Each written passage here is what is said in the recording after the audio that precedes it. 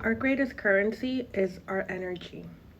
The reason why is because with our energy, we're able to create, we're able to do things, we're able to invest.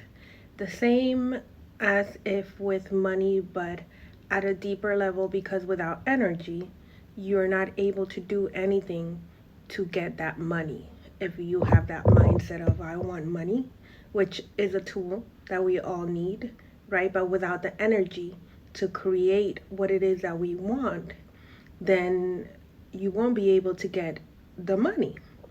And when I speak about energy, I speak it in a way where not only is your energy valuable to create, but is valuable for you to be able to balance yourself out. And so, one of my experiences, or a lot of my experiences, have been with people who drain my energy. And that could be anywhere. That could be in your home, that could be with your family, that could be at a workplace, that could be you having an interaction with someone who you've never met, that you're just passing by.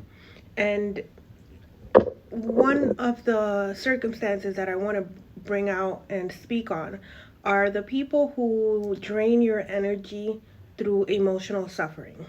What I mean by this is people who intentionally want to create a reaction from you, a negative reaction, and that's how they feed their ego and drain your energy. I'm going to give you an example. For example, you're with someone and this person keeps doing the same thing over and over and over and over and over again, and you've already expressed to this person that this bothers you, but they continue to do it again. And so the reaction that they get out of you to pick on you, that's how they feed their ego, if we want to call it that, or whatever entity it's inside of them. Some people don't know that they do this, and some people are very aware of it, and that's what they crave. I've had an experience with someone who this was the formula that they used to be able to gain what they wanted. And so what they would do is they would create this facade, right, where you would they would reflect exactly who you wanted them to be, which would be like a version of yourself and another human being. And they were so good at it that you would be engulfed in this persona, which wasn't real, right? And then I went back and I thought about it, and I'm like, how do people become like this? And what I've came to learn is that sometimes at an early young age, something happens, right, to a person, and you have, like, sometimes we just have to defend ourselves, like have this defense mechanism, and we create this facade for ourselves, such as like with empaths, right? We don't just become empaths. We go through something, and the way that we adapt is by becoming in a different way, like to like not becoming what we're seeing. So we're kind of repressing ourselves, but we're not doing it in a malicious way. Well, there's people that go through events in their life which are horrible, right? And instead of choosing to be something different and doing something with that's fruitful, they begin to develop schemes, right? And they develop these schemes, and this is how they learn to survive. And as they grow older and they grow older, they exercise this practice to the point that when they are old enough, they're masters at it. Masters illusionist, I call them, right? And it's so the practice is so great to them. They're so good at it that you're not able to see it. They could even fool like full blown professionals, and I have that experience as well. And so what they do is they go ahead and they'll find things to trigger you with, where they're breaking you down and breaking you down and breaking you down, and you're not even realizing it because they're so good at their craft, right? um, I call them diabolical narcissists Because they're literally draining your energy, draining your life force until they deteriorate you in such a way that once they have you there, they're able to like put in the last sword, to like just make you um, lose it. And if you're not mentally strong and you don't know who you are, things like this can destroy you.